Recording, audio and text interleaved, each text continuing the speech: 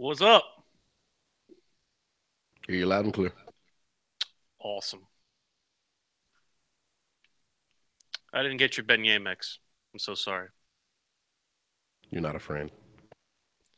It's a miracle I made it here, okay? Still waiting for corn to dial up.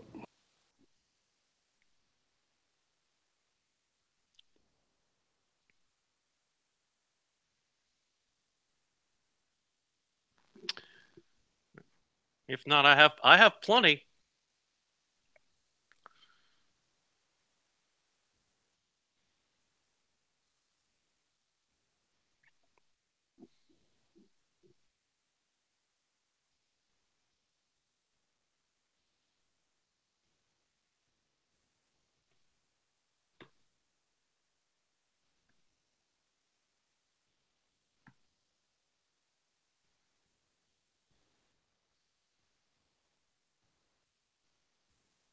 You might have to open the show. It's fine. Mm-mm.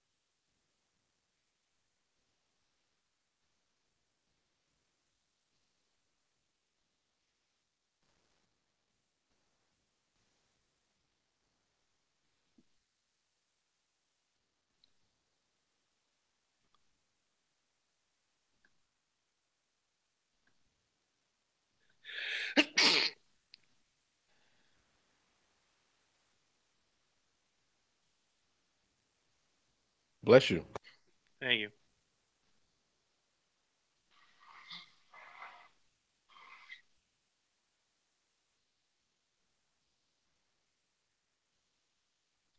Struggling.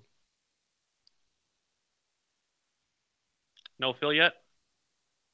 You'll know Phil. 30 seconds. All right. Thank you. Where's Pro? He's here.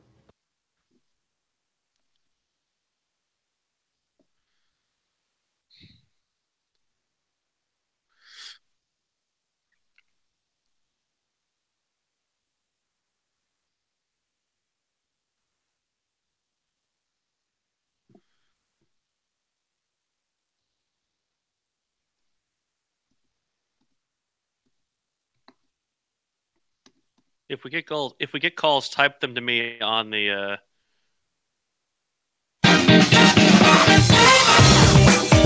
It's time for the final word in sports all across the state.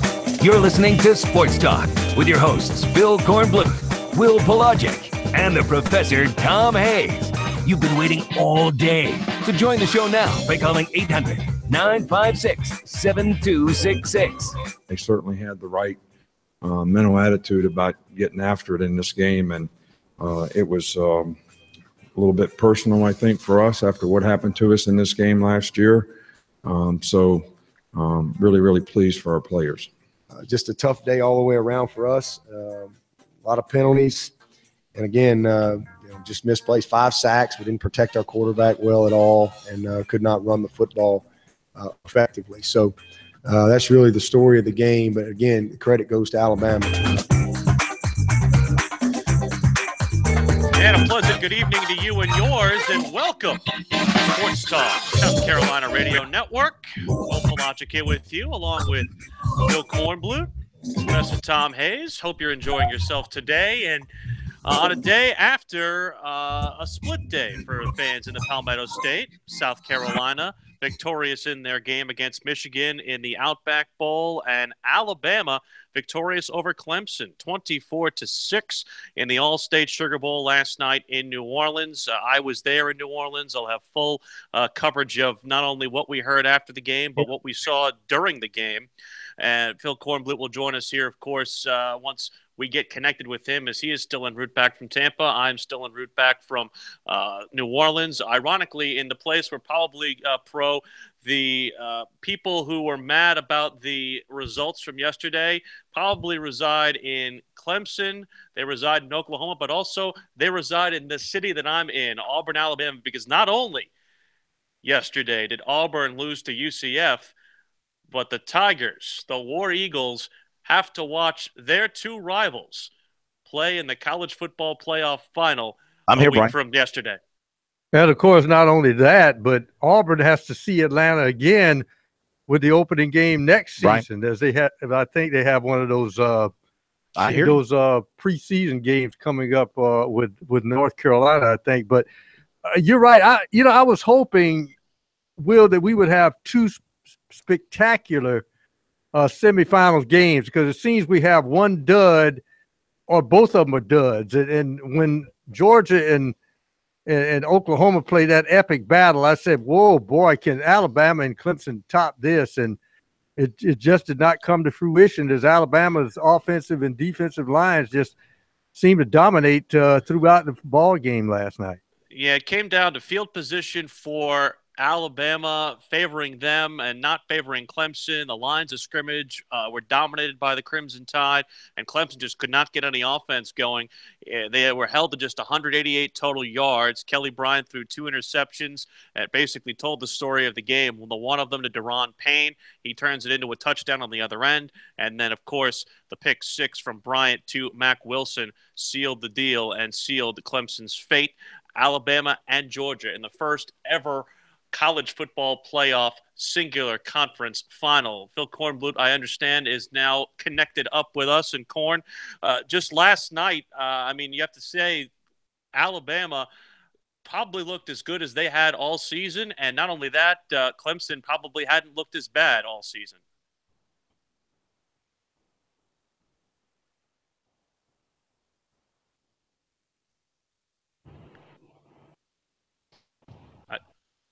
Is Korn with us?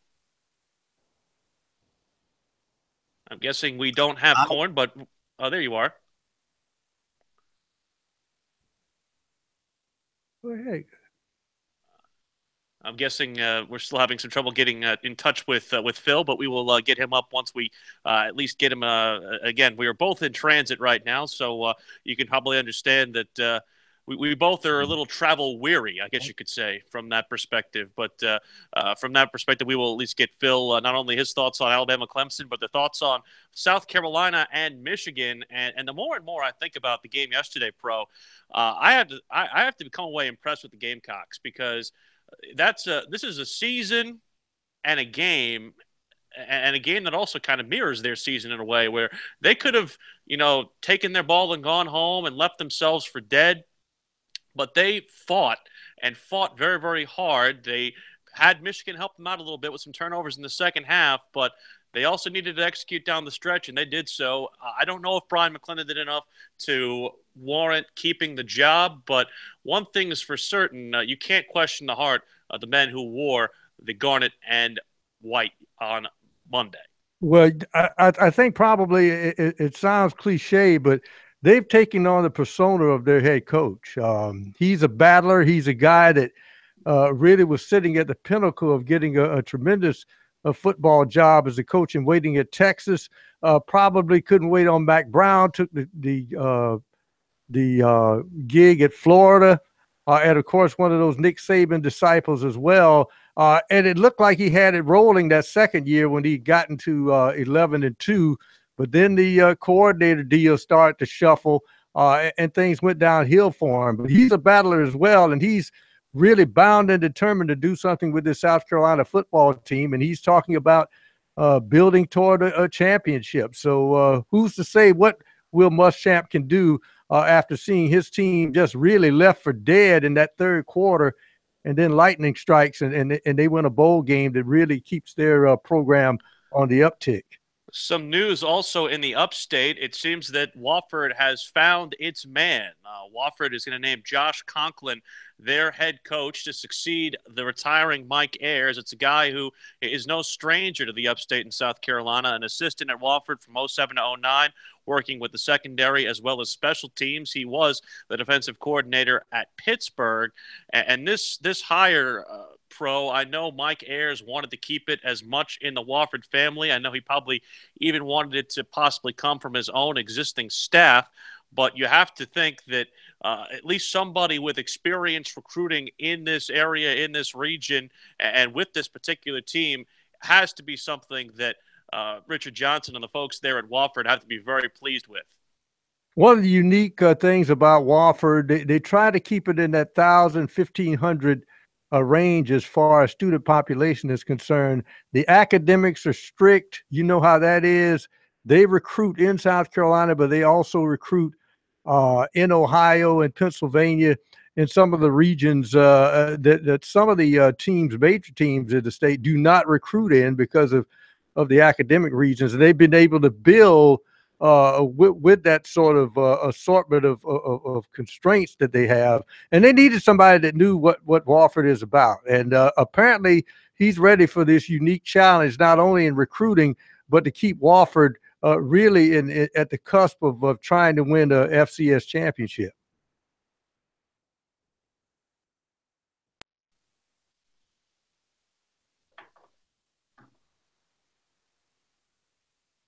And while the guys are on the road, of course, you can join us and talk about any of the bowl games you want to at 1-800-956-7266. I'm here, Pro. Sorry, for some reason my connection got disconnected here again. We're both on the road today, so it's going to be a little wary, but we do at least want to welcome your phone calls, not only from what you saw from the Gamecocks yesterday, but also from what you saw with Clemson. And I said it last night after the contest. People are going to come out and want to say what they want to say about Clemson to the negative, but it doesn't take away from the positive attributes that they had over the course of this year. But the one thing, too, that you have to at least concede is that not only is Alabama better, but Alabama had a plan. I don't think Clemson had a plan other than status quo. Their plan was at least their plan was to change things up, move Clemson side to side on defense, and turn things around in a way where we hadn't seen this scheme from them all year, Pro. And I think from Clemson, they thought they were going to run toe-to-toe and run their offense, their base offense, and they couldn't do so. Well, it gets to be that I thought Clemson got uncomfortable, Will, because they weren't on schedule. The only other two games that they weren't on schedule was the Syracuse game, meaning that they didn't get an early lead and they could pin back their ears and rush the passer, and North Carolina State. And I think Alabama got them off their kilter early, and they never seemed to get comfortable, never get into a groove, especially offensively, because Alabama just would not let them. Sports Talk continues in a moment. We'll break down both Clemson and South Carolina.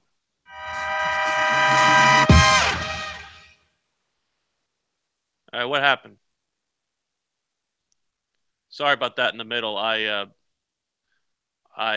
for some reason got disconnected. I could see the video, but I couldn't hear audio, so I reconnected.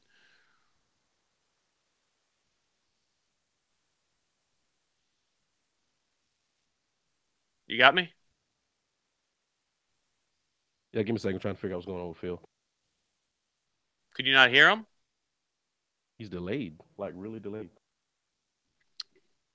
I think because he's trying to go off a hotspot.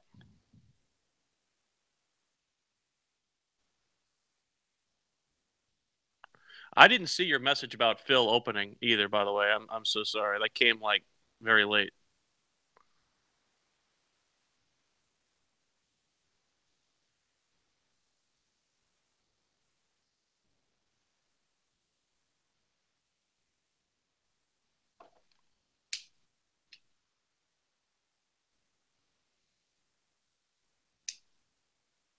You find it wouldn't matter. He's like delayed.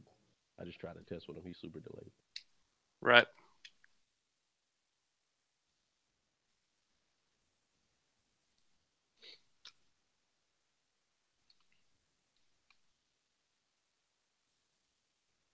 Like unairable delayed? Testing it again.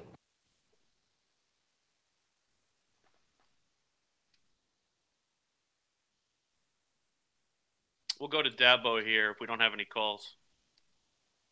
Oh, we got Vern from Bishopville. Oh, we do? Oh, of course we do. Did you see my message? Could you type the calls to me on the G chat?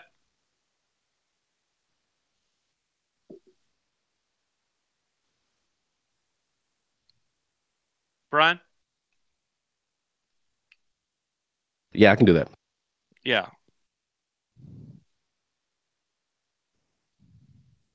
Yeah, if you do that, then that'll help me.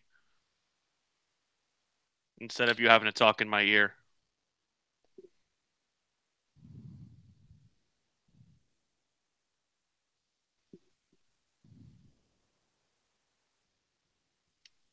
All right, he's going to let you go ahead and run the show, but I'm going to bring him in. Just know that he's a little delayed. Gotcha.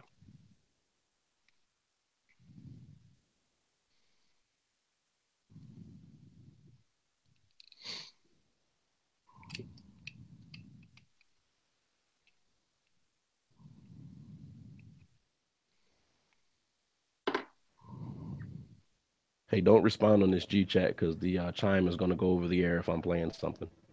All right.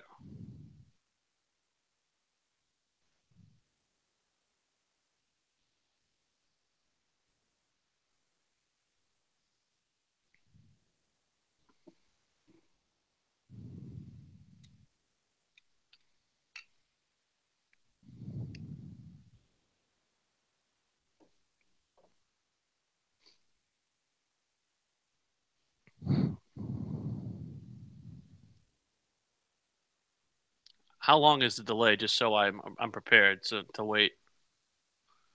Well, now it's like 2 seconds. Okay.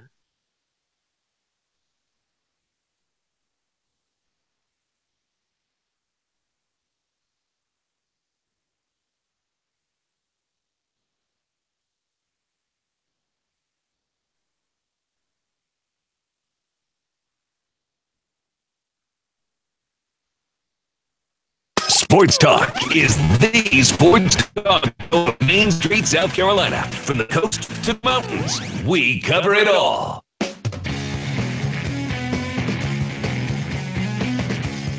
Happy New Year to you. If you weren't with us yesterday, welcome in and happy 2018. I know that with the new year, everybody's probably been out and about and taking care of some stuff, maybe doing a little brunchy brunch or whatever. Both Corn and I were inside football stadiums and right now working our way back towards the Palmetto State. And I believe we do have Phil Kornblut with us here. Corn, I'll just ask the simple question, where are you?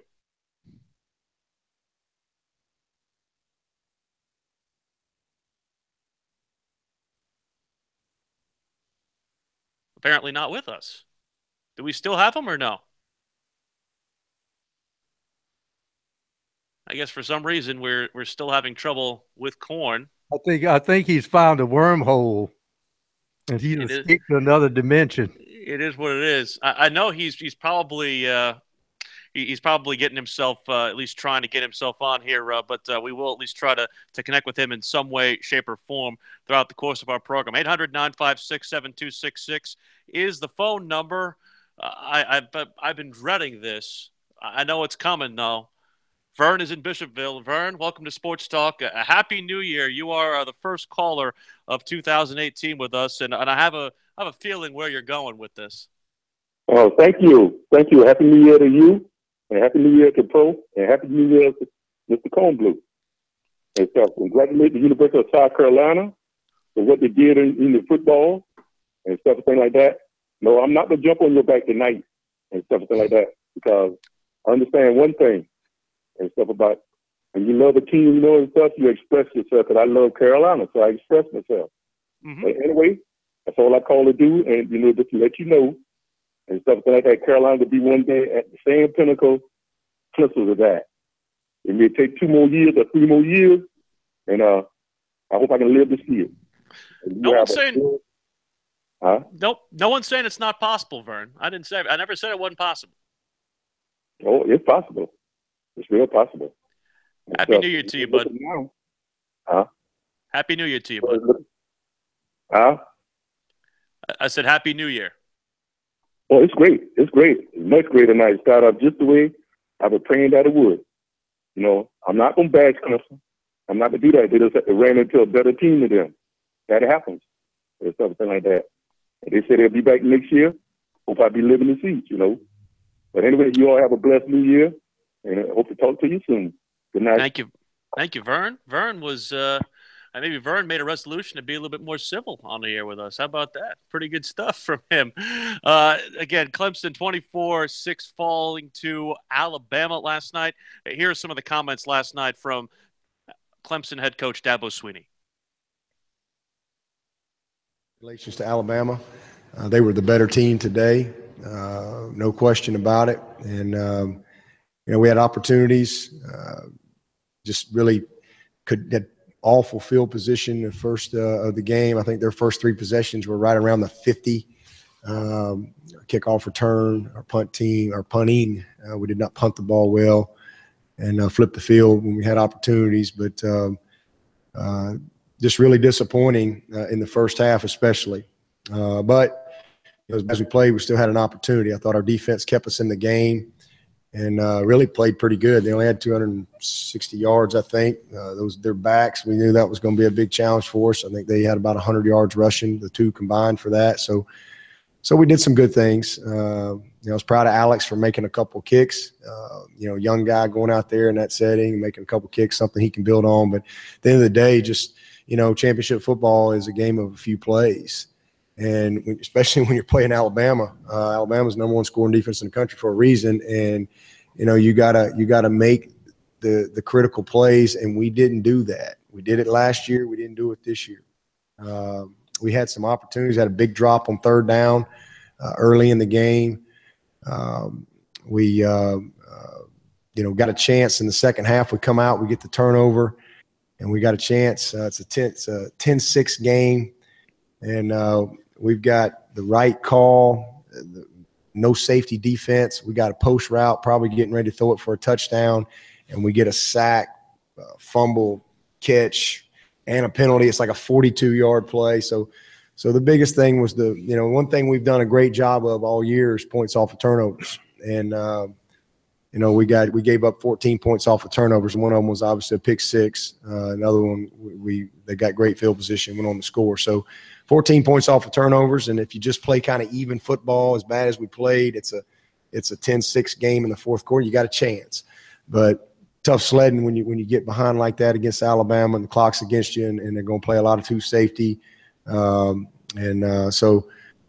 just a tough day all the way around for us. A lot of penalties. And again, you know, just misplaced 5 sacks. We didn't protect our quarterback well at all, and could not run the football effectively. So that's really the story of the game. But again, the credit goes to Alabama. That immediate turnover in the second half, how vital do you think that was for it turned out to be negative yardage, but you still got the field goal, but weren't able to get 7 off that turnover to start the second half? Yeah, it was critical. You know, it gave us, like I said, it gave us a little shot in the arm, gave us the momentum, great energy. I mean, I really felt like I know we had a negative play right there on the first play, but you know, the field goal 10-6, we're right there in it, and then we get another stop, and you know, we put a good drive together. And again, we've got we'll be sick when we watch it on tape. Kelly's getting ready to pull the trigger and throw it, and we get sacked. Ball comes out, they get it. So again, it's a game of a few inches. That is Dabo Swinney from last night in New Orleans. 800-956-7266 is the phone number. We'll take your phone calls. I want to pick your brain, Pro, because I know people will say that you can't call certain plays when you're at disadvantageous field position and when you're off schedule, and we knew that was a key going in. But how hampered was Clemson in your mind from using and utilizing their whole offense? I think probably what happened is Alabama really had it, and I asked this question about preparation, and I thought what happened was Nick Saban looked at everything and said, what is it that Clemson really likes to do? We're going to take all that away and make them get uncomfortable. I thought early in the football game, if I was Clemson, I would have gone against type. I would have run right out of Alabama. I mean, I would have gotten stubborn with it.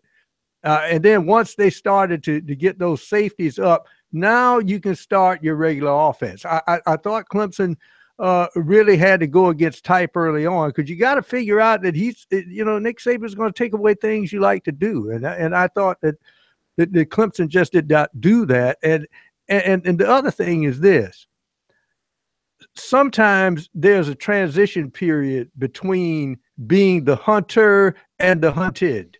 And even though Alabama was made a slight favorite, Clemson looked like they were ready to transition into being the program. And I'm not so certain that some of that seeped in that we're being hunted. And I'm not so certain that Clemson miscast themselves just in a mental standpoint of trying to do too much to show people they're a good football team and so much thinking out there. I didn't think they played freely in the football game. The body language did not look good to me. Well, here's this. In my opinion, the Clemson, while they did all this woofing all week about being the underdog, they didn't play like the underdog. They played like they thought that they were able to go head to head with them. And I don't think I think they were misunderstood or just misguided, I would say, because I think because of that, they proved on that field last night that Alabama is a better team. And whether it's better prepared, whether it's better coached, whether it's more composure, they didn't make the plays. Alabama made those plays. It's not like Alabama did anything largely different than what Clemson did. Alabama made more plays when they needed to. They were able to get stops on third down, flip the field position in their favor, and really do whatever they wanted to in order to name the score of that final game. If you missed anything from yesterday, again, because of the holiday, we'll talk about South Carolina and let you hear from Will Muschamp when we come back on Sports Talk.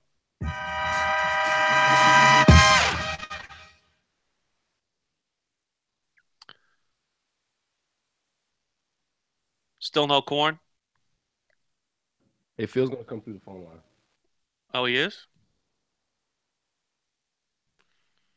Can you hear me? He's just gonna call in. Yeah, he's on hold now. All right.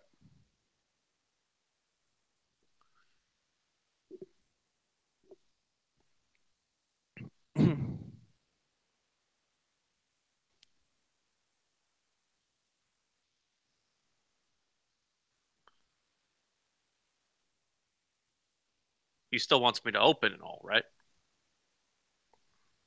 Yeah, still you. Okay.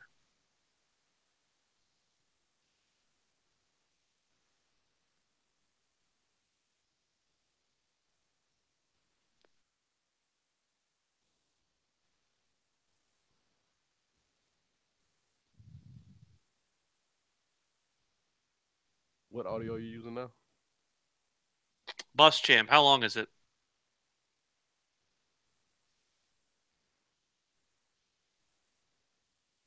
$5:33. Could you maybe cut it to 3.5? I'll see what I can do. Anything that I feel like is up to me. Yeah. I literally would just take the last 2 minutes or whatever and find a good endpoint around 3:30.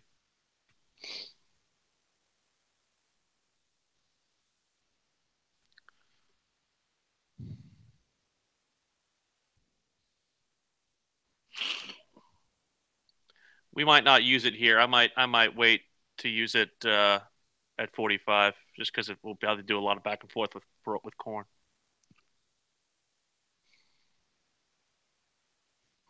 I cut it down to 3:35, and don't forget we got Zach Willis. So if you want to say that, I understand.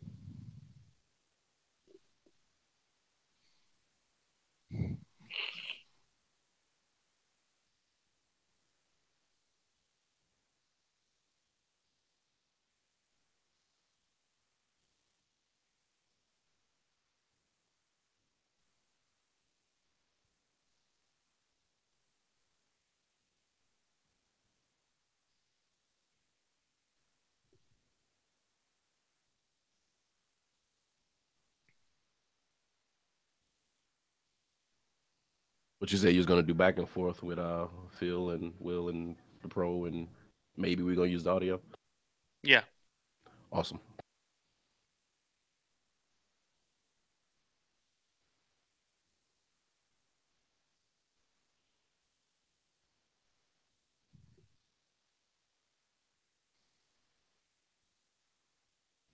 His line hung up, so I don't know what's up with that. Just don't go to him until I let you know. Got him. I'll let you know through the chat. All right. Gotcha.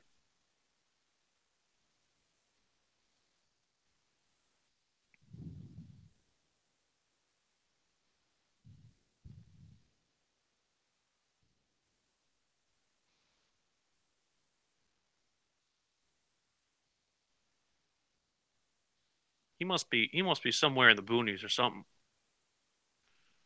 Huh?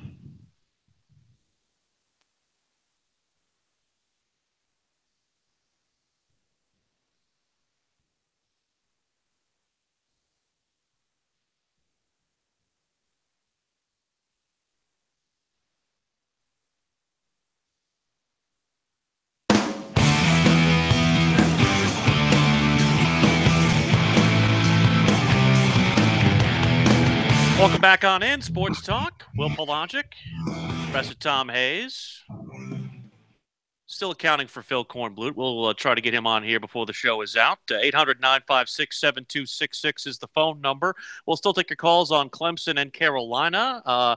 We've done a lot of chat about Clemson. Do want to at least touch on Carolina because this is our first real full show to be able to do so, at least on a non-holiday. Remember, we will also do our usual Monday stuff since they had the holiday yesterday. Even though we were on, we will treat today almost like it's a Monday. Very coach speak of us. So we will have our friend Zach Willis to do First and 10 coming up here at the top of next hour, just a little bit after 7. And we'll also have Mick Mixon, voice of the Panthers, to preview the playoff game that comes up for Carolina here this upcoming weekend, and also to take a look back at what happened this past weekend for the team in the NFL. But for Carolina, Pro, looking back at this game against Michigan, I don't know if they necessarily fixed all the ills of the offense, but we saw glimpses of probably what it can be, even though there are some pieces like Hayden Hurst who will no longer be of service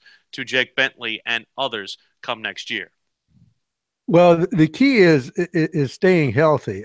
If you look at this team, and it's hard to fathom how good this team would have been if Rico Dowdle is in there as your running back, because people will say, well, he doesn't hit the hole that particular well, but he does everything well. Blitz pickup, receiver on the wheel route out of the backfield. Because he played a lot of quarterback in high school. There's something about a guy who's played a position, knows where he needs to be to help his quarterback out. That's the key. Drake Davis, with Shi Smith, two guys that can break the top off the defense, even with Deebo Samuel in the game, and two big wide receivers in Ortre Smith and Brian Edwards. And you see the total package there. But health has haunted them on the offensive line as well. And the weakest link right now, let's face it, Phil, is athleticism on the offensive line. If there's a key they have to build on through recruiting, and that may take another year or two, is to have more athletes at the tackle positions, because, of course, you left out on the island there at the tackle position. You have to have guys with great feet. And if they're going to do anything offensively, really to get it exploding, not only getting the offensive situation as far as coordinators straightened out, whatever decision they make in-house or outside, they've got to have more athletic offensive line. At the risk of sounding like the boy who cried wolf, I'm told Phil Kornblut is on hold and on the line with us. Korn, welcome in. How are you and where are you? Well, when all else fails, just go the old-fashioned route. We are in South Georgia working our way up because the traffic has just been horrendous getting out of Florida, as I'm sure you faced it getting out of New Orleans and getting up through Alabama. So was trying to work with you guys through the newfangled digital technology way, and it failed miserably. So when all else fails, go back to the old-fashioned phone. But we're doing fine. Hope everybody else is. What were your impressions of Clemson last night? Shock and awe. I was shocked, and I was awed by what Alabama did. I really thought Clemson would play well and would win the football game. So I watched that game with my mouth open and just going, man, where's the Clemson team that we have followed all season and seen the last couple of years in these settings going to show up and start playing some ball? When are they going to protect the quarterback a little bit? When are they going to do something to throw Alabama off its defensive game? And it never happened. And, you know, you got to give Alabama an awful lot of credit for a great game plan.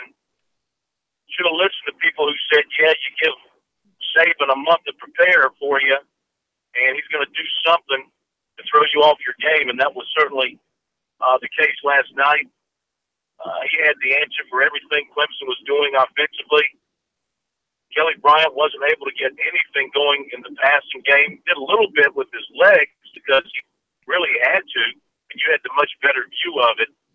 And about as poor an offensive performance as we've seen from Clemson in a long, long time, regardless of the opponent. And I know that you said it when you said that we didn't see the Clemson team that we had seen all year.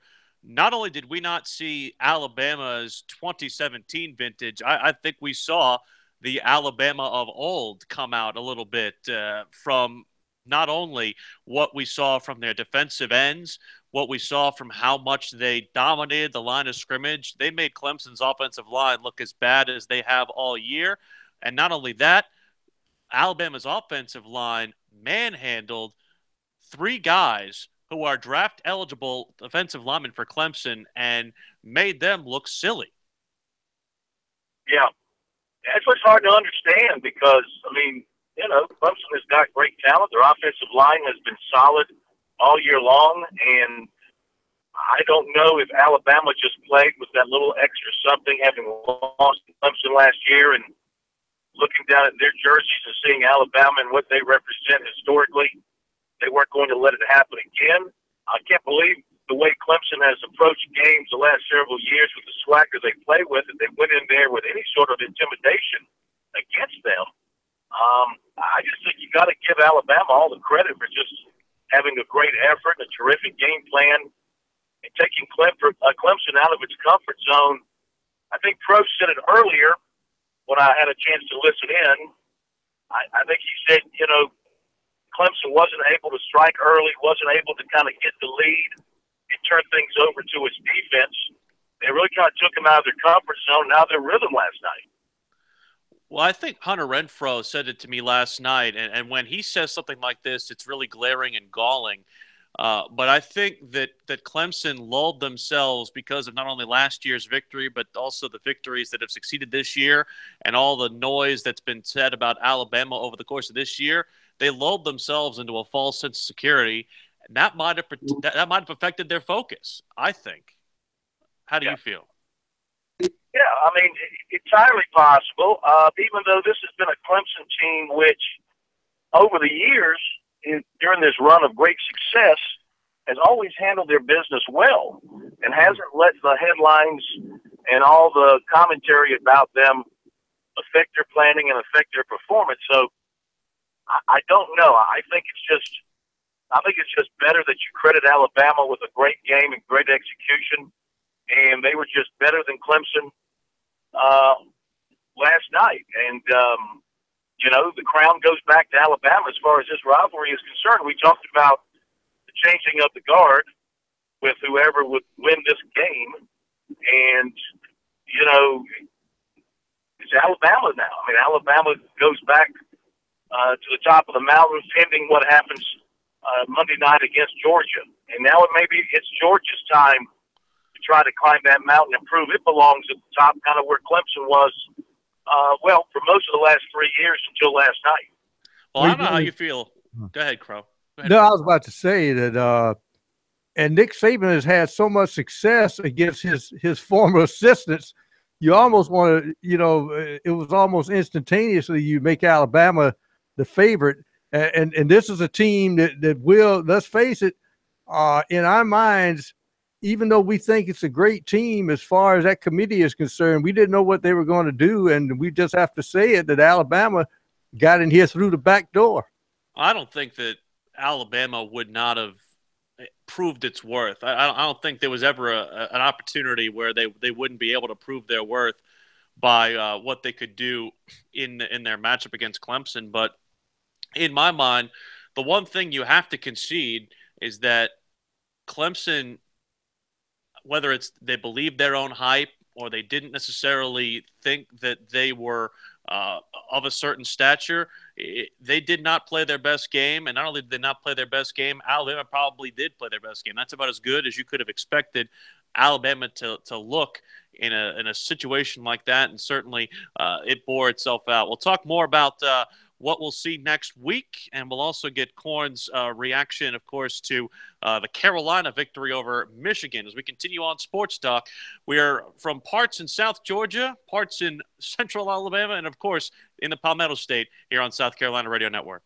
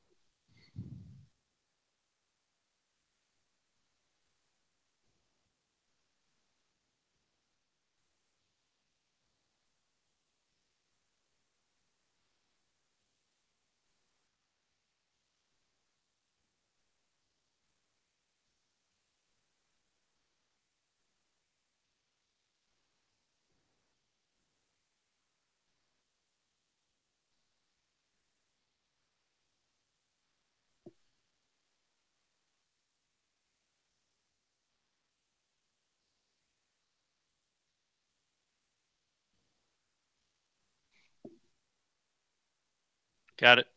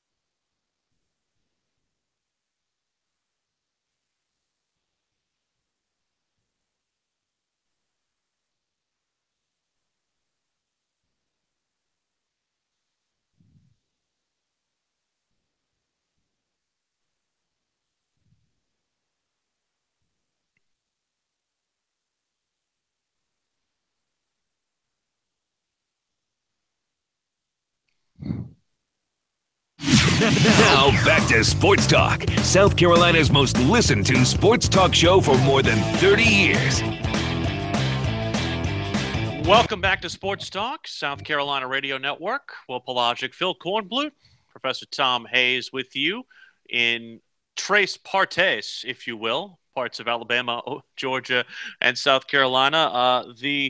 The cool weather has been felt not just by me as I'm returning home, but I understand, from folks in the Palmetto State getting ready for some weird weather to happen. Well, full disclosure, you guys are walking into a winter wonderland. This morning, my car thermometer read at 7 o'clock, 17 degrees in the Columbia area. And we're expecting maybe tomorrow a wind chill factor early in the morning of 8 degrees. Oh. There is snow forecast for the coast. I've never seen a forecast like this before in South Carolina, where the snow is supposed to be on the coast only. Could ease into the western portion or central portion of South Carolina. But right now, snow is forecast for tomorrow just for the coast, maybe a dusting of 1.5 inches or 2 inches. And maybe in the Midlands, we may get some freezing rain or sleet for a portion of tomorrow. But it is chilly here in the Palmetto State for the next couple of days. Corn, you want to just turn back and go south? I'll join you. Well, listen, Tampa was like a tropic last week. I mean, we were pushing 80, mid 70s and up, and then towards the weekend, that cold front that now has encased South Carolina was dipping into that part of Florida to the point where they're even talking about some precipitation there, which is almost unheard of. And as I was leaving this morning, I mean, temperatures were in the upper 30s, low 40s. The wind was blowing. It was not pleasant, and they're talking about a few more days of it. But don't worry about Tampa. By the end of the week, it's supposed to be 78 again. So I have no sympathy for those people. Well, New Orleans was very unseasonably cold the entire time we were there. I hope you can't tell from me speaking, but I at least took a little bit of the brunt of the New Orleans weather and the little wintry weather that we had come through the area. It's still only going to be in the 40s over the next couple of days there, but supposed to warm back up into the 60s on Sunday. Thanks a lot, New Orleans. Thanks a lot, Bayou. And no, to our dearly departed brother K-Mac, no, it was not the, quote, hurricane flu. He thought that perhaps that some nighttime activities might have caused my malaise. That had nothing to do with anything there. I know I promised you, and since I'm a man of my word, a chance to hear from Will Muschamp from yesterday's victory for the Gamecocks over Michigan. The Gamecocks victorious in a way that makes them part of some rarefied air in South Carolina, and Will Muschamp talked about that yesterday. Huge win for our football program. We don't have all the trophies and the tradition and the history, but we got some grit. We got some toughness and resolve. We're 10-3 in one-score games in 2 years. Our players understand how to win close ball games. And you saw us down 19-3. Not a lot of good things happening for us. We found some things. I thought Brian McClendon did an outstanding job preparing our football team offensively and the entire offensive staff going into this game. Made a lot of adjustments at halftime on some things that we felt like we could take advantage of. We're only the 5th team this year to have at least 300 yards against them. We're right at 5.2 yards a play. And but really proud of those guys and some shots we took down the field, being aggressive in our mentality and what we're trying to do. Certainly the tempo helped us create some cheap yardage for us. I'm not going to address anything else about the offensive coordinator position at this time, but really impressed with Brian and the job that he did. Defensively, the key to the game to me was obviously the turnovers in the second half, but the first half holding them to the field goals. In those situations, thinking to myself, all right, we've held them to 9 in 2 situations. They wanted 14. We gave them short fields in 2 situations, and then obviously on the punt, and then we had the personal foul, and Ben ran into the returner. So, I really, all 3 phases are really great team win for us. 9th win for this year, only the 7th team in school history to do that. But all the arrows are pointing up for us. Our administration's investing in our program, our football operations building, the things that we're doing to be successful. We're going to have those trophies soon. and I'm looking forward to our future. So I appreciate it. It's been a great week. I guess I'll open it up for any questions. I wish those worked. I'd be good at them, but they don't. So, no, I think that it's 365 days a year how you run your program and the culture of your program. Our guys understanding at halftime we're at 9-3. We gave them 3 short fields. We actually moved the ball decently well against a very good Michigan defense. But, at the end of the day, we play for 60 minutes, and our guys understand that. And they keep chopping and they keep hanging in there, and they realize that, when you have Jake Bentley and you got Hayden Hurst and you have Brian Edwards and you have some guys that are able to make some plays, and those guys are going to eventually make some plays for us. And that's where you just keep chopping and keep playing. And never once would I feel like the game was in the balance as far as that was concerned. Really not until yesterday. He came to me and, I didn't feel – I told y'all, I guess, whenever the press conference was, that I didn't feel like he would play in the game at the time. But we gave it a go in pregame. He said, "Hey, I feel good. I want to give this a shot." And he certainly gave us a charge. What a great run on the option play on the check by Jake out the backside against the look that we had. So, again, he's a really good football player. We've certainly missed him as far as, the latter part of our season and the charge that he gives us. Donnell Stanley in pregame didn't feel good enough to go. Zach was able to play. And Sherrod Green, I don't think, was able to get in. We thought we'd be an emergency only. Well, I think that it says that we've made progress. It's easy to point at tangible things and say, this is good. It helps in recruiting, obviously. It obviously helps your fan base. And so we got to continue to move forward. The great thing about it is we're building. And 70% of our roster is freshmen and sophomores. We have a bunch of really good players coming back next year. We need to have a great offseason. I told the guys, I thank the seniors, I told the underclassmen, when you come back in January, all gas, no brakes. Let's get ready to roll. And that's what we need. You got to keep pressing forward. You got to stay hungry in everything you do, and that's what we're going to do in our program. And certainly we've scratched the surface of what I think we can do. It's Coach Boom, and Corn had the best view of that contest yesterday. And I said this to you when we spoke on the phone earlier, Corn. The more and more I think about it, the more and more I'm impressed with not only the composure of South Carolina to stay in that contest, but it was a contest that very much mirrored their season. Some rough patches, but all in all, more often than not, when they lined it up, they came out victorious. Yeah, and like you said, they've been in a lot of close ball games against everybody they've played that they've lost to, except for Clemson. Then on the winning side, they haven't had too many blowouts, and that was a must-champ kind of game yesterday. A lot of defense, a lot of field position, and finally the offense came to life in the last 20 minutes. And they scored bing, bang, boom. They got the help of they created some turnovers. Just wasn't handed to them. I mean, they made good defensive plays. There was the snafu on the punt return by Michigan that handed the Gamecocks the ball. But they took advantage of those opportunities, continued to play really good defense. I mean, only 277 yards for Michigan, 74 rushing yards against a great running team.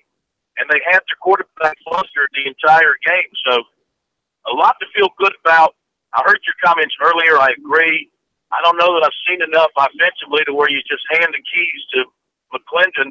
I mean, there's a lot of positives with him. He likes him a lot, but he still has to fix this offense if he's going to get South Carolina to that next level. I mean, they're on the brink.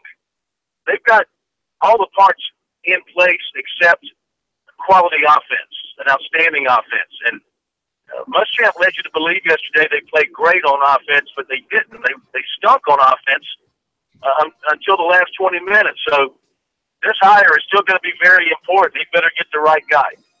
And not only that, but in my mind, you have to do everything you possibly can to keep McClendon and Bentley on staff, as Pro has said also all week. But at the same time, you have to do what's best for your football team. And I don't know if having the same kind of voice is what's best for this football team. I think a fresh voice is needed and a fresh opinion is needed as well. We'll come back top of the hour with Zach Willis, 1st and 10. His thoughts on the Gamecocks in Clemson on their New Year's Day Bowl success and failures when we come back.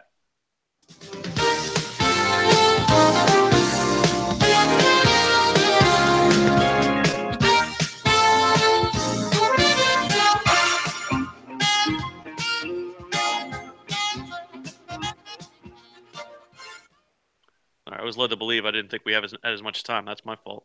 I thought we didn't have as much. I thought I was coming up against it. It's okay, man. It's okay. It's okay. Man. Well, the problem is when I'm speaking, I can't always hear what's coming back to me. I got you. So, like when I'm speaking, the music will fade out, so I can't even hear it. So I have to kind of I have to eyeball the clock by the window. So it's not always clear.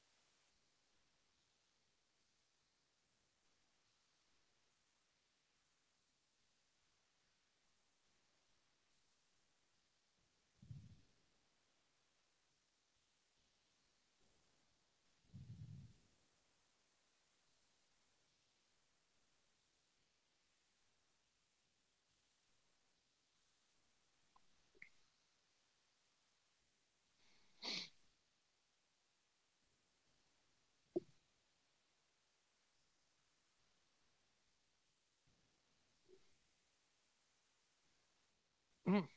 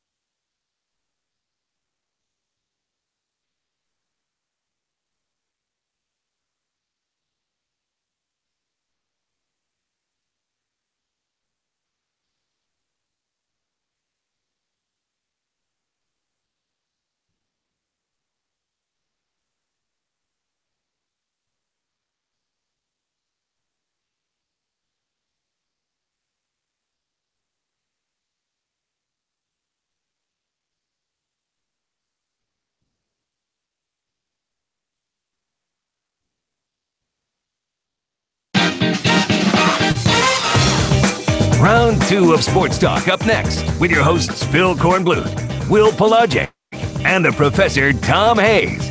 Don't leave us hanging. Join the show, 800-956-7266. The second hour of the second day of Sports Talk for 2018, South Carolina Radio Network. Will Pelagic, Phil Kornblut, Professor Tom Hayes. We mentioned the news at the beginning of the show. I wanted to at least congratulate the Wofford Terriers on finding their brand new head coach, Josh Conklin, who will be introduced in a press conference Wednesday coming up at 1 o'clock at the Harley Room on the campus there of Wofford. So very, very much a fantastic news for them. A guy who was an assistant at Wofford from 07 to 09. He was the Pittsburgh defensive coordinator. The Terriers find the successor to Mike Ayers. We'll talk more about that later on. We'll also have Mick Mixon coming up later on this hour, about 40 minutes from now, to, of course, chat about the Panthers and the playoffs. But first, it is 1st and 10 with our friend Zach Willis, who joins us now on our hotline to break down not just what happened last night with Clemson, but what happened yesterday with South Carolina. And I'll start, Zach. You can go in a variety of different directions, but what in your mind was the most disappointing thing about Clemson, whether it was effort, whether it was the trenches game? What was the most disappointing thing from Clemson's point of view in your eyes that we saw last night in the Sugar Bowl? I think first of all, in the trenches, they got manhandled there. The 13 seconds, it was a 13-second ball game. Really. In a game that tight, it was the equivalent of Alabama fumbling those 2 snaps against Auburn. When you're playing at that level that high, you can't afford, the one play was catastrophic, where Etienne did not look like he wanted to pass protect all night long. You got a true freshman running back, and the O-line had their problems. But going back and watching it again, as I usually try to do so I can do a decent job for you guys, he was in the game 3 times. They gave up 3 huge sacks and then the interception. And it was just a reluctance on his part or a confusion on his part to come up and either help on a 4-man rush or pick up a blitz and linebacker. And he just did, you could see him telling Kelly Bryant at the end of the interception, which was kind of a fluke play, but when you're getting beat up front that badly, that's going to happen. And I was just concerned for Bryant's health at some points because, he's had his history with concussions. But overall, it was the inability of the offense to really get going. And when they finally did, had that catastrophic interception that really turned the whole game for sure. Zach, when it comes to Kelly Bryant, obviously the pressure that you mentioned, and you're right, you picked that up. Etienne in particular had a real difficult time picking up blitzes. Number one, were you surprised that the coaching staff stuck with him in those situations? And number two, Bryant's had such a great year for him going into next year, especially with the hotshot quarterback coming in the recruiting class. How do you think the impact of this game will play out for that position down the road? Well, I think, first of all, question number one, you always depend on your dependables, Phil. It's an old Bobby Bowden quote, but it's so true in big games. Etienne's a true freshman, and it showed. He's never been in an environment like that. They played in some big games, but it was always the other 2 big backs in there, especially Feaster. But bigger, stronger kids, they've been in the weight room, and they understand. And once they got them back in the game, things settled down from a protection standpoint to a degree. But they kind of lost their mojo, and Etienne was a big part. And I hate to hang it on a young guy, but they put the wrong guy in there. And I don't know what happened in that situation. We've not seen that out of Clemson all year long. So it's obviously something they saw they thought they could exploit. Just didn't work out, and that happens. As far as Kelly Bryant's future, Deshaun Watson had his days where he wasn't the greatest. Todd Boyd had a few of them. Obviously, Kelly Bryant, to me, the experience he has should put him head and shoulders above the other guys going into the spring. But now, you never had 2 number 1 quarterbacks in the whole country sitting behind a quarterback. I don't know when the last time that happened anywhere was. And we've seen these guys play, and they're talented. And honestly, it's a good thing for Clemson. And if Kelly Bryant embraces the competition, which I believe he will, it'll make him a better player. But one thing about it, a coach's best friend is competition position. He can't rest on his laurels. He's got to be sharp. He's got to be on there, or he'll lose his job. And that's not a bad thing for Clemson football. Zach, we use this term staying on schedule. It's almost becoming the new cliche. But Clemson has been able to get a working margin, have their defensive line pin their ears back, go at the quarterback. The only two teams we've seen to throw them off that kilter, and maybe even three when you talk about Boston College that took that game into the fourth quarter. Syracuse, of course, their only regular season loss, and of course NC State when they got a big, I think, punt return and an interception for a touchdown. Did Clemson fall into the rut where they became uncomfortable because they could not stay on schedule with the dominance of both lines of scrimmage last night? Well, I think that was definitely defensively they played great. I mean, they held Alabama to maybe the lowest yard total they had all year. But offensively, they were not on schedule. And it's just what Nick Saban harps on, winning first down, winning third down. Because what happens when you win first down, if you can create a less than 2-yard gain, now the percentages ratchet up hugely in the defense's favor of getting off that field on third down. You know, and Alabama's good enough. Other teams might stop Clemson on first down. They weren't talented enough or good enough to stop them on second and third down. And Kelly was making plays on Alabama, and you know they held this thing. You got to understand they played pretty bad in the first half, and we're only down, a 4-point game, something like that. A very close game. Alabama left the door open with a missed field goal. They stopped. They come out. Alabama fumbles. Clemson gets another field goal. Clemson gets the football. They're driving it. They're on schedule. And bam, we have a turnover. And that's the ultimate schedule breaker right there. The ultimate momentum breaker psychologically and emotionally. And then the subsequent pick six was just devastating. So I think it made them press. And I think the pressure and obviously the talent that Alabama has in its front four, the month off for Alabama to heal up, all piled up on them. And you can't make, bottom line, Pro, you can't make those kind of mistakes in a game that big. It's always going to come down to who makes the fewest mistakes as to who wins the football game. And at Clemson got, 3 points off turnovers. Alabama got 14. And that was your ball game. Just a quick aside on ETN. I do want to at least be fair to the young man, at least say that he looked like he was injured earlier in that game, possibly with concussion-like symptoms. So I don't know if he was necessarily 100% just from looking at him. But just from the broader standpoint, Zach, it looked like despite the fact that they didn't gain as many yards, Alabama made plays because they had a plan. I'm not sure Clemson had a plan outside of their status quo offense. Do you think they had a plan? And if so, what was it? Well, I think they had a plan. I just don't. The thing when your offensive line is getting beat up front on a regular basis, and you can't keep Alabama off balance. Early on, the screen game was helping. Kelly made a few great runs to keep them alive, but they couldn't establish, as you said, their status. They're basically their status quo dominance. Okay, and the biggest thing is Clemson more than anything else is a field position football team. And Alabama stole field position and kept it the whole first half. And when Clemson flipped it in the second half, those 13 members, Clemson's right on the 30-yard line, throws a pick. They end up getting a big return out of a crazy-looking play, get a touchdown. Then Alabama backs Clemson up.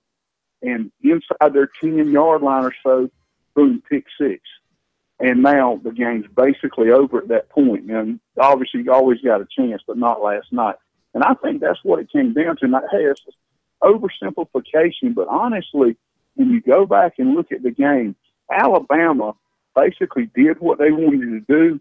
They win ugly, but their ugliness is a thing of beauty because that seemed like that point spread should have been a lot more than it was because they completely dominated the game. And I think what you guys are saying, how you feel. Zach, we got to run. We'll come back and we'll finish up with you when we return.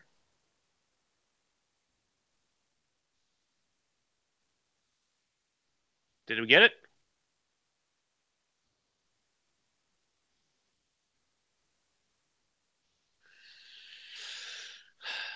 All right. We'll come back. I want to ask him about the championship, and then Corn can start with the first question about South Carolina. All right, let me let him know what's going on. Cool.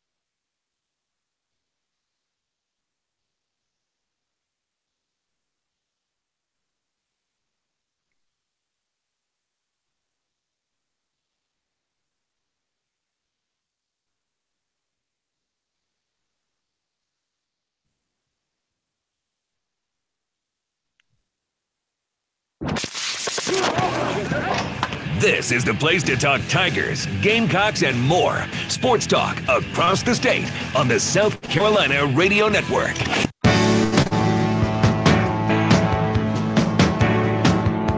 Welcome back in, South Carolina Radio Network, and it is Sports Talk. Will Palashik, Phil Kornblut, Professor Tom Hayes on what is basically our final full football day of the season. We'll switch into our off-season mode and full recruiting mode, and also basketball, and then soon to come baseball as well as we transition here over the course of the next couple of days. We are continuing First and 10 with Zach Willis as we continue here on Sports Talk. Before we get to Carolina, Zach, just real quickly, your read on next week's championship game between Alabama and Georgia.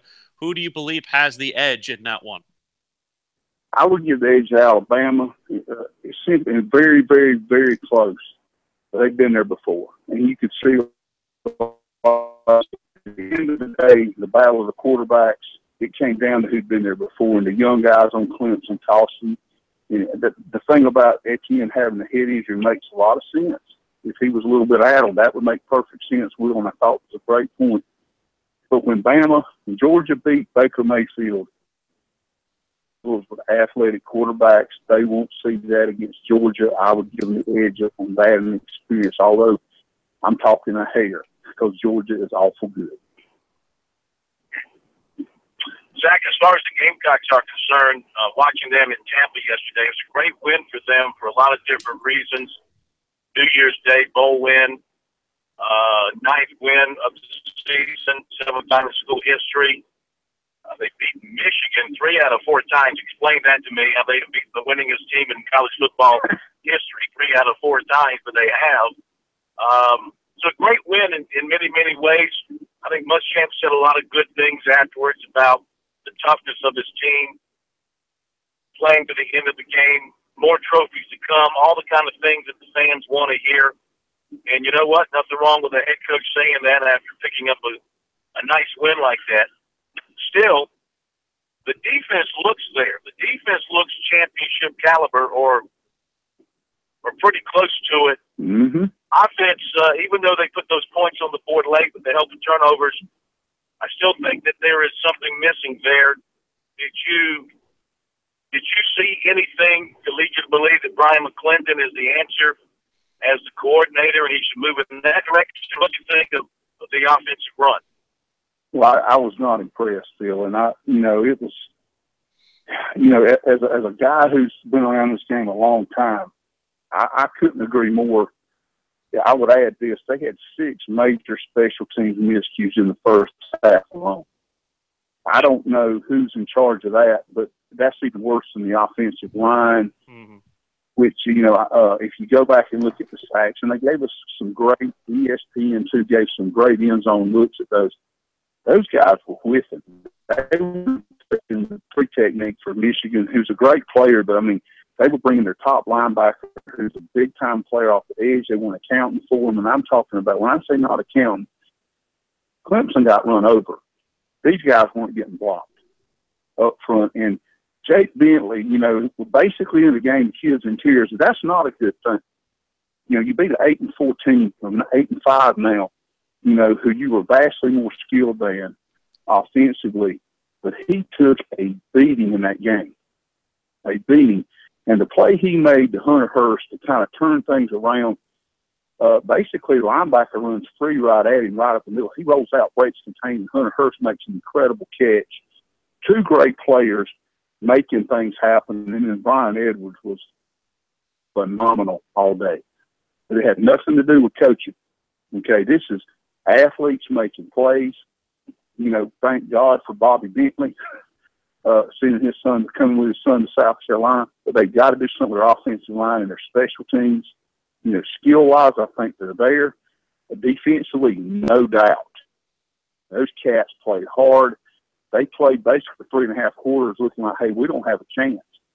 And then they got 1 turnover and turned it into something. They got it to Edwards. They got it to Hurst. Bentley made some plays, and bam, they win the game over an inferior Michigan team, which we talked about the other week. Michigan offense is horrible. They don't have the talent. They're South Carolina minus the skill talent that South Carolina has. But I definitely did not see anything on offense that encouraged me. If anything, I thought they went backwards, if that's possible. And that's just what I saw. Sure. And when you look at the, and I was saying before when we started the broadcast, that many people think, you only have to have girth on the offensive line. These guys have to have good feet, and good feet means athleticism, especially at the tackle position. Do you think it's a matter of technique on the offensive line, or more that they need guys with better feet? I think it's both. I mean, I think Pro and Phil will say I'm pumping you up, but it's true. I mean, athleticism, you got to have feet and hips because you can block these SEC defensive linemen And, I mean, I think Jake Bentley, going back to it, how can he be confident in the pocket and play well? When you're getting hit like he was getting hit. And I've coached I coached in that league, and I've coached in the Big Ten. I know what Michigan's packing up front there. It ain't no joke. And he just took a beating from Clemson. That's in his memory bank from the week before. Who could forget Texas A&M?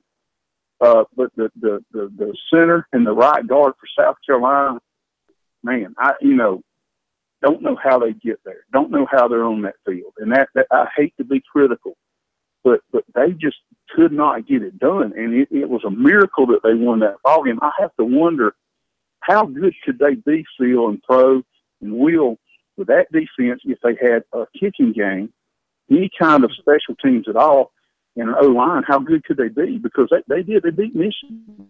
Michigan is Michigan, no doubt. And spotted them, almost 3 touchdown lead and won the game. The thing that got me, Zach, was the consistent inability to convert third and short. And again, that goes back to the offensive line.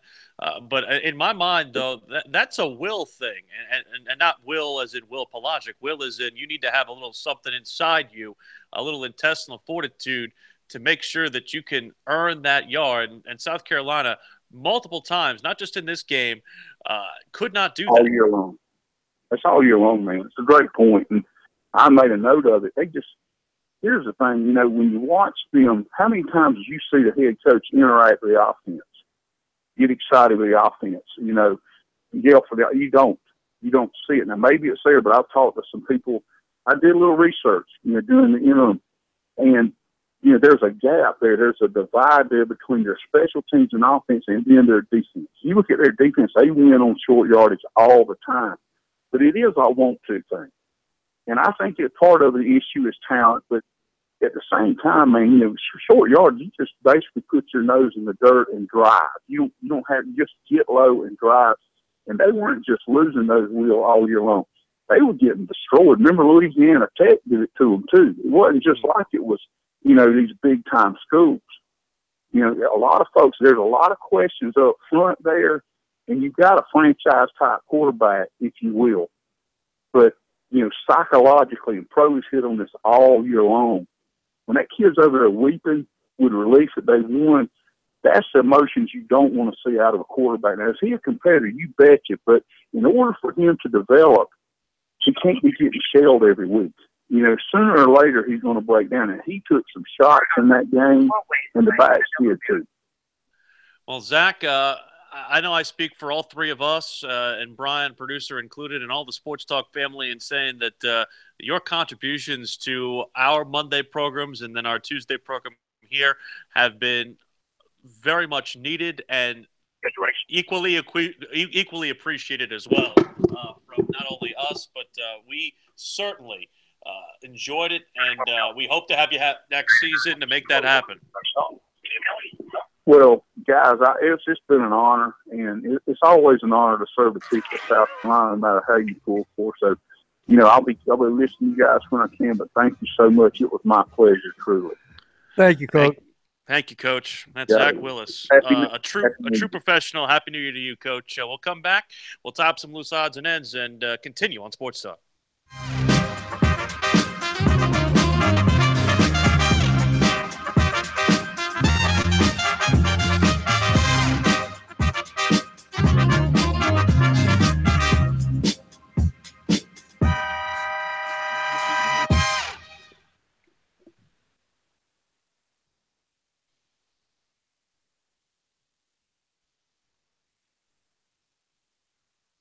Tell Corn I want to get his pick his brain on the Wofford coach. Say it again. I want to tell Corn to prepare him. I want to pick his brain on the Wofford coach. All right, hold on. And then we'll go to the Clemson audio. I'm going to do Wilkins and then Renfro if we have time.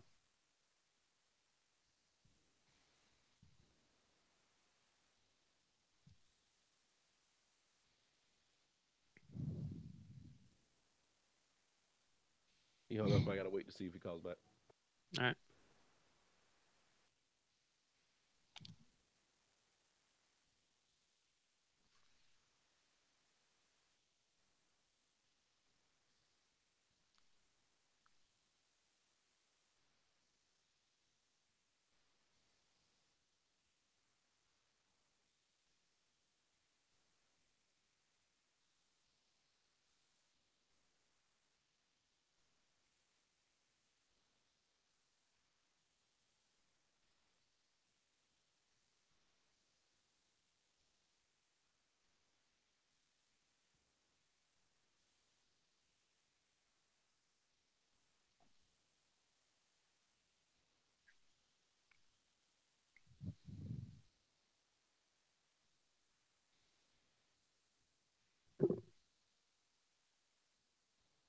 Hey, Will, can you hear me? Mm. Phil said he doesn't know anything about the Wofford coach. Oh, well, then I won't bring it up then. All right. I would have thought he would have, but then I won't bring it up.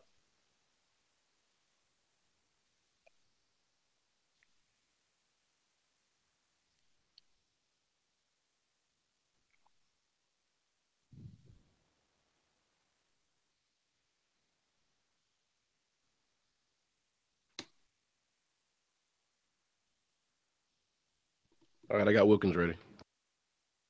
And Renfro? Renfro's ready right after him. Cool. We're going to do a little couple other news and notes here, just from around the SEC football.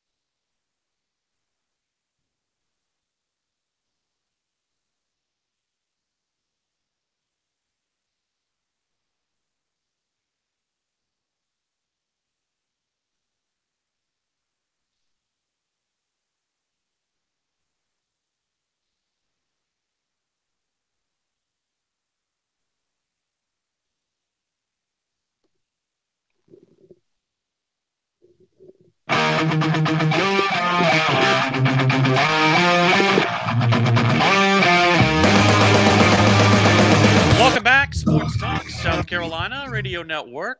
Will Pelagic, Phil Kornblut, Professor Tom Hayes, tying up some loose ends from the college football playoff. Not only that, from the games that we saw yesterday, and also some news that we are just getting out here. As I told you guys earlier, I'm in Auburn right now, and they had some big news just come down on them. Kerryon Johnson, sensational running back, who many believed his inaction was part of the blame to why Auburn did not win the SEC championship game. He is foregoing his senior season and declaring for the NFL draft. There is no word yet on whether or not his collegiate teammate Cameron Petway will join him, but he is certainly eligible to do so. And that, guys, I mean, leaves a gaping hole in one of the biggest running attacks in the SEC, at least not named Georgia, and could really do a very big number on how Auburn looks next season at that SEC West, Pro. Well, they have to find something in recruiting, and Auburn will come up with something. They seem to do it well for the most part, but hey, he's got his money, he's got his contract, but still, let's face it. He loses that first game, and they'll be talking about firing him again. So that's status quo at Auburn. Just make sure the president signs the check. The two coaches from the college football playoff final, both Nick Saban and Kirby Smart, just wrapped up teleconferences with the media, and both are talking Corn about the lack of time in between the semifinal round and the championship round. There was a 9-day waiting period for Clemson, in Alabama last year between the not only the playoff game but also the championship game. And here they'll only have 7 days, and really it's honestly 6 days because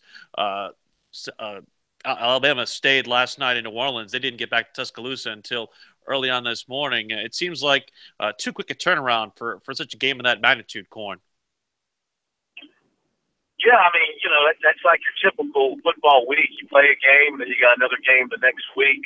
A championship game, you would think would have been set up to give you a little extra time. I don't know why they're squeezing them more this year. I imagine it has something to do with the television schedule. Maybe they were thinking about the academic schedule, I don't know. But, look, these guys, they've had plenty of practice, and they know each other inside and out.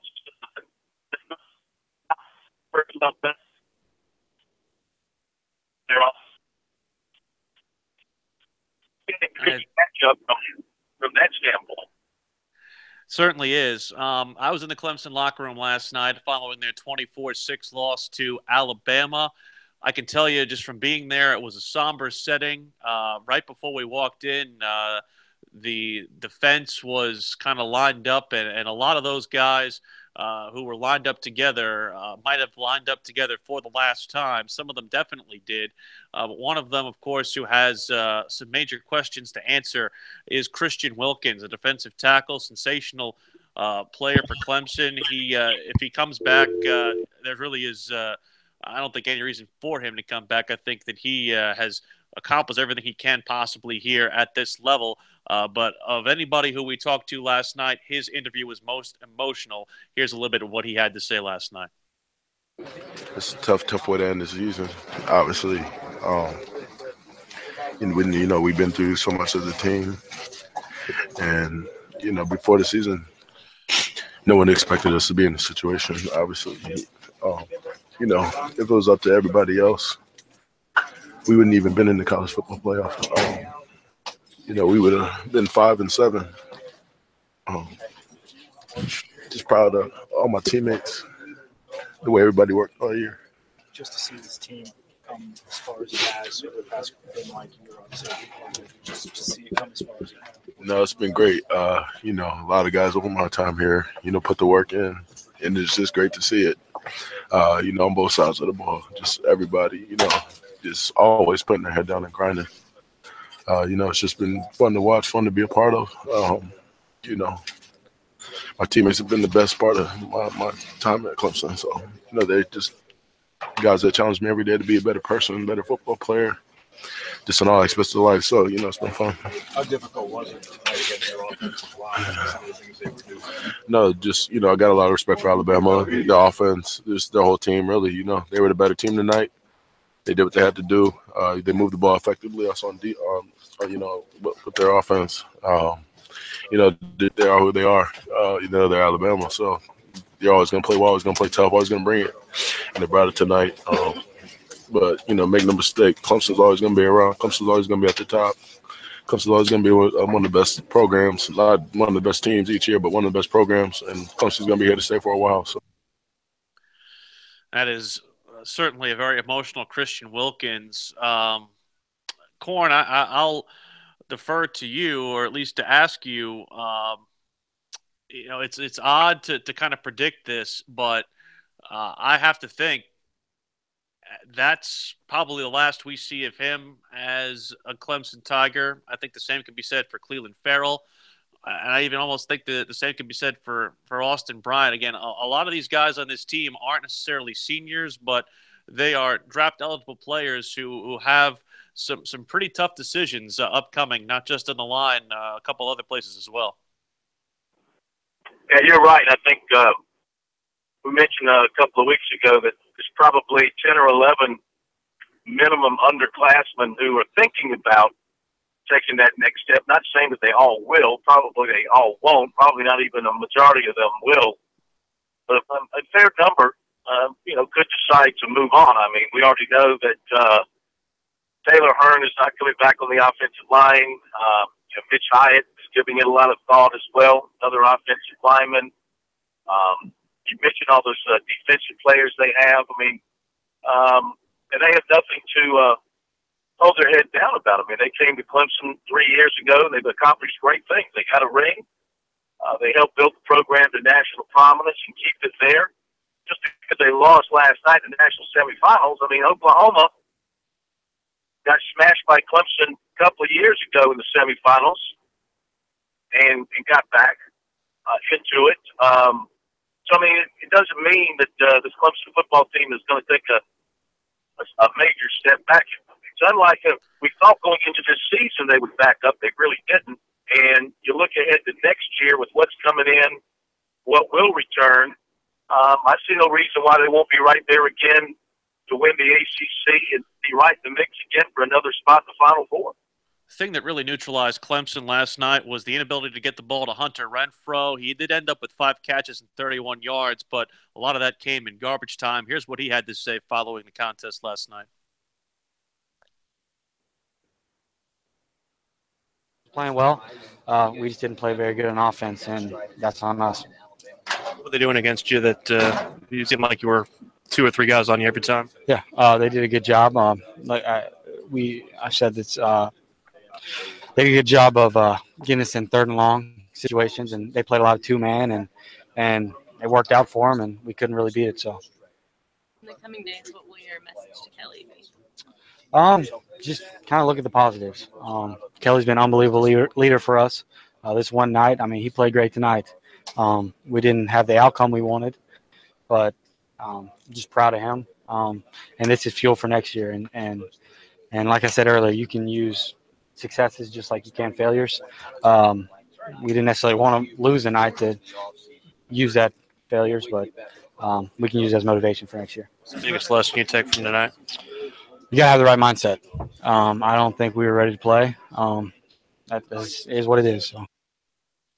That's Hunter Renfrow. And when he says something like that, you kind of have to take it to heart. I know it's in the heat of the moment, but at the same time, I look at it and I say, that kind of personifies what I think Clemson's mood was going in. I think in their mind, they thought that they could go out there and kind of just, I don't want to say play their game, but just kind of, like I said before, use status quo and beat them. And Alabama had a rude awakening for them and said, no, you can't, because they had something for them on the other side of it. But still a fantastic season for Clemson, better than was expected. And certainly we'll be looking forward to see what happens not only from South Carolina, but also Clemson's perspective coming up here in this season. We'll come back and we'll talk Panthers with Mick Mixon, voice of the Panthers, preview their playoff matchup against the Saints when we return here on Sports Talk.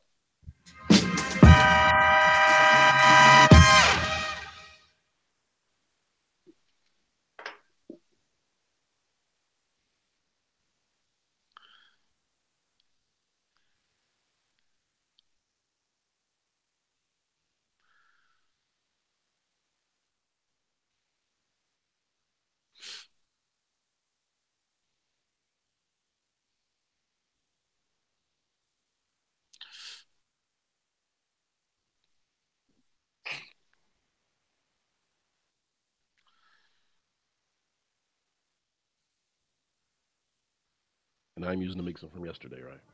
Yes. Just making sure. And we'll do the same question order again. The same what now? We'll do the same order with the questioning. Okay.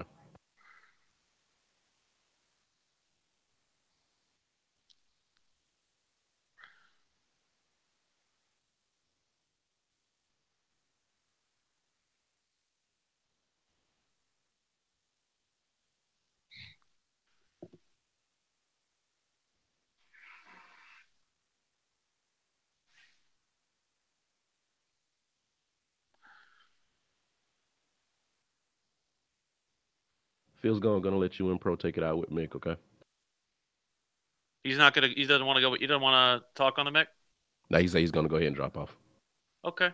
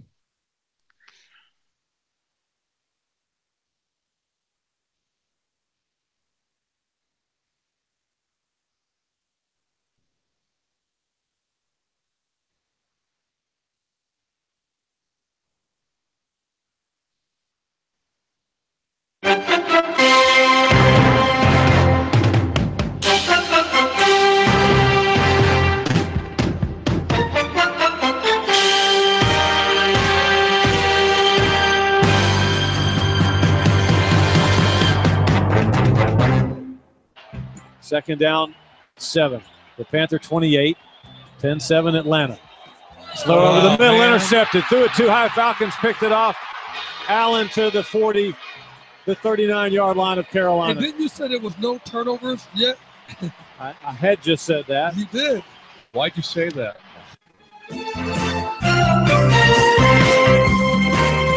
The funny trio in the booth there with Mick Mixon, the voice of the Panthers, who joins us now here on Sports Talk. Will Pelagic and the Professor Tom Hayes. I would say, Mick, I guess first off, answer the question. Well, why did you say it? Because I'm not superstitious. Oh, gosh.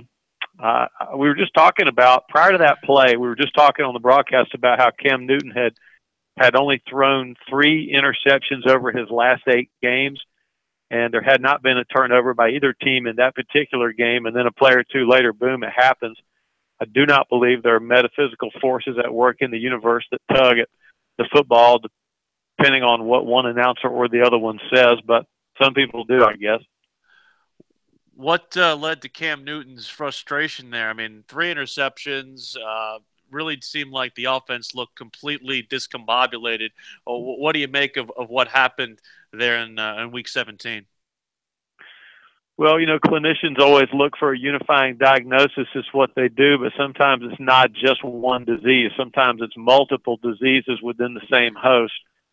And I think that's what the Panthers have with the passing game. It was Newton inaccurate, trying to throw to tight windows. It was good defense by Atlanta. They crowded Carolina. They jammed us, just challenged everything, broke on all the underneath stuff and dislodged the ball.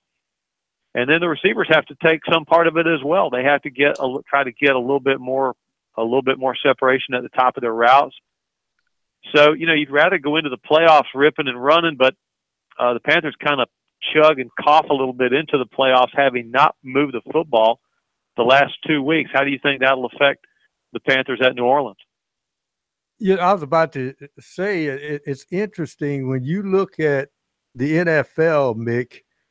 It is very difficult, almost impossible to beat a team 3 times in one calendar year.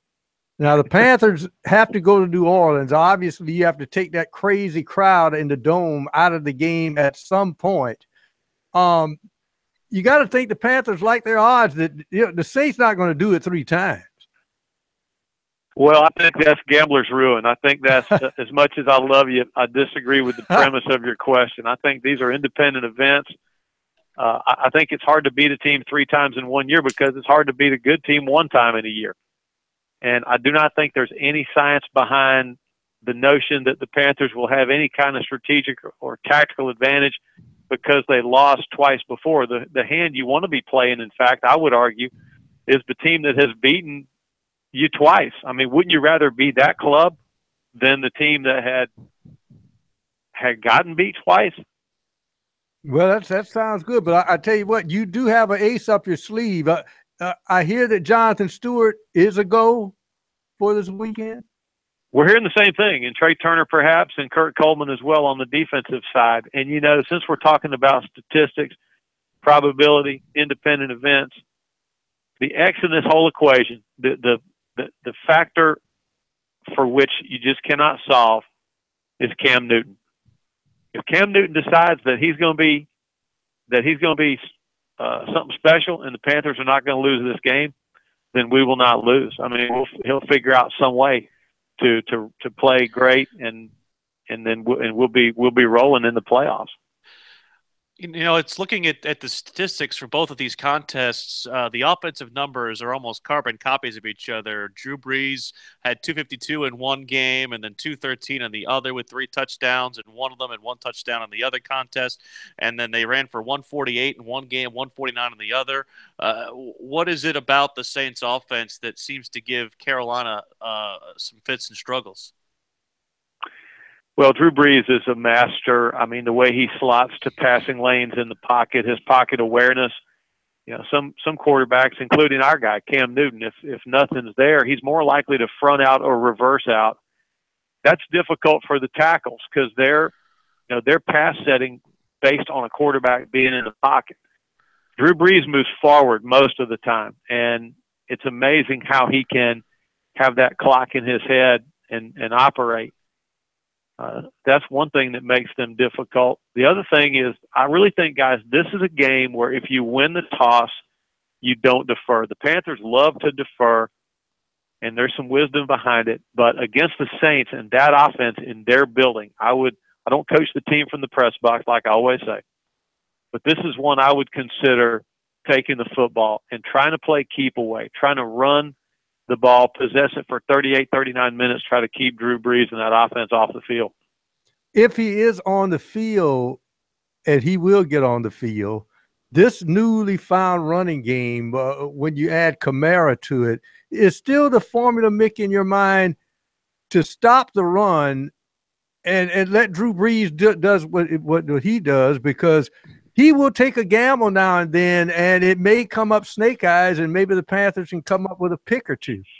I think that's the formula, Pro. I think you hit on it. The formula is for the Panthers, run the ball well, run to pass, mix in some hard play action, run clock, possess it, keep Drew Brees off the field. When Drew Brees is on the field, rush the passer with incredible ferocity, try to stop the run on the way to Brees, move him around a bit, hope he throws one to you, maybe try to make a play or two on special teams, and then hope that all tightens the Saints' collar, and you can get out there with a win. Mick, what do you think of Dave Gettleman getting the Giant job? That's a great shot for Coach Gettleman, really is. He's from up there, has the pedigree within that organization, and he's already made changes. You know, when he came to the Panthers, he didn't make any changes right away. I think he sort of learned from some of his experience as a GM, and I think he's off to a good start. Who do you think he'll hire as their new head coach? Ooh, you know, a lot of people up there are clamoring for a return for John Fox. I don't know if I like that. What? Oh my gosh, that'd be wild. What about Josh McDaniel? You know, if you have to pry him out of Bill Belichick's cold dead hands, that's the only question. The guy Gettleman has said he wants a proven head coach. You know, the Giants may be ready to give Jim Schwartz another shot at being a head coach. Should be interesting to see, but we'll be looking forward to your old contest in New Orleans. I just came from there. It was freezing cold. I know it's going to be a little bit warmer when you're down there, but dress warmly for the Dome, as is the custom. Oh, it's depressing down there. It's cold. There's cold front, low pressure system, even inside down there. Yes, they make sure to warn people when you're sitting in press row. You're right underneath the vents, so be sure to dress warmly. Thank you so much, Mick. Happy New Year. Appreciate it, guys. Same to y'all. That's Mick Mixon, voice of the Panthers here on Sports Talk South Carolina Radio Network. Well, it was a bumpy ride today on this second day of January, but we hope that we at least served you as well as we usually do here on Sports Talk and South Carolina Radio Network. Our thanks to Zach Willis for his usual expertise with us here on First and 10. Our thanks to the voice of the Panthers, Mick Mixon. Our thanks to Corn for at least getting connected with us via the traditional phone way, and thank you as well to Pro for holding it down for us here in our Columbia studios, certainly doing yeoman work, and also thanks to producer Brian Leonard as well. We hope to rejoin you all tomorrow in the same place under one roof for the first time in 2018 as I make my way back from New Orleans and Corn does so from Tampa.